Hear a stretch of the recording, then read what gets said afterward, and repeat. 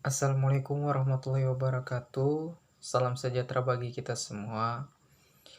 Pada kesempatan kali ini, izinkan saya memperkenalkan nama saya.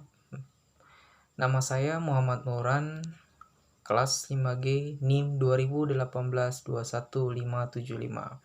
Pada kesempatan kali ini, saya akan mencoba membawakan materi tentang hipotek. Oke, langsung saja. Apa ini maksud dengan hipotek? Hipotek berdasarkan ketentuan pasal 1162 BW yang dimaksud dengan hipotek ialah suatu hak kebendaan atas benda-benda tak bergerak untuk mengambil penggantian daripadanya bagi pengelunasan suatu perikatan. Hipotek memiliki sifat Zakgoverk, yaitu hak hipotek itu senantiasa mengikuti bendanya dalam tangan siapa benda itu berada sesuai pasal 1163 ayat 2 BW. Subjek hipotek. Adapun pihak-pihak yang terlibat dalam perjanjian hipotek. Yang pertama, pemberi hipotek. Yang kedua, penerima hipotek. Yang dimana penerima hipotek ini perseorangan atau badan hukum yang memenuhi syarat sebagai subjek hak milik, hak guna bangunan, dan hak guna usaha.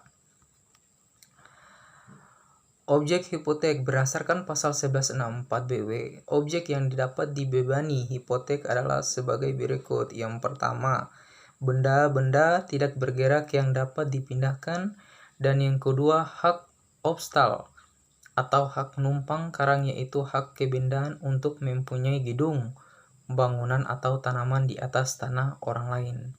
Dan yang ketiga, hak menunjuk hasil. Yang keempat, hak erpech, yaitu hak guna usaha atau hak kebendaan untuk menikmati kegunaan tanah kepunyaan pihak lain. Dan yang kelima, hak tanah. Dan keenam, bunga 1/10. Dan yang terakhir, ketujuh, pasar-pasar yang diakui pemerintah beserta hak-hak istimewa yang melekat padanya.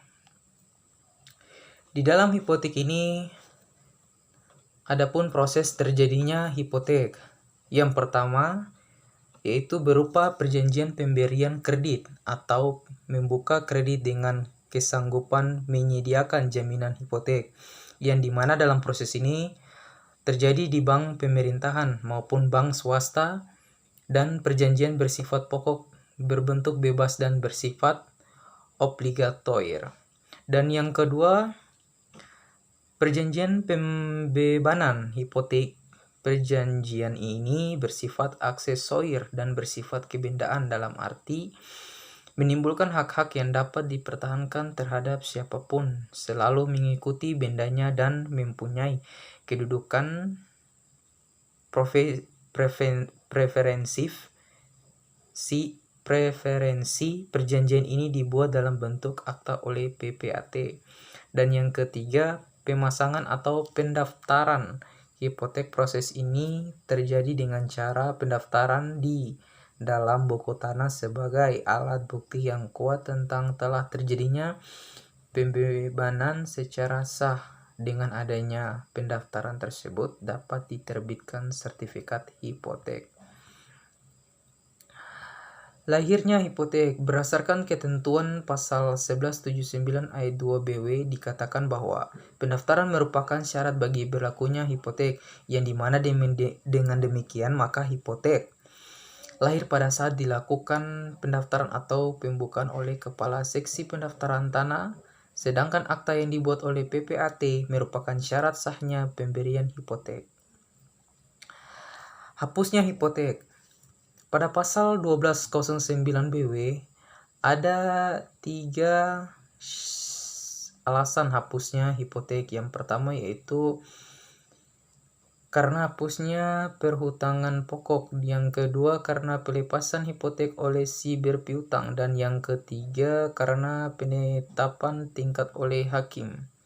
Selain hapusnya hipotek menurut ketentuan pasal 1209 BW tersebut, kemudian berdasarkan surat edaran Menteri Dalam Negeri tanggal 27 Oktober 1970 nomor 10/24/10 nomor 10/241/10. Hapusnya hipotek itu dimungkinkan juga karena hapusnya hak atas tanah yang dibebani dan tanahnya kembali dalam kekuasaan negara.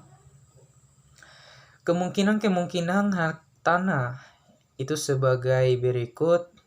Yang pertama, jangka waktu berakhir. B. Dihentikan sebelum jangka waktunya berakhir karena suatu syarat batal telah dipenuhi. 3. Dicabut untuk kepentingan umum. Dan yang keempat, dilepakan dengan sukarela oleh yang punya hak atas tanah.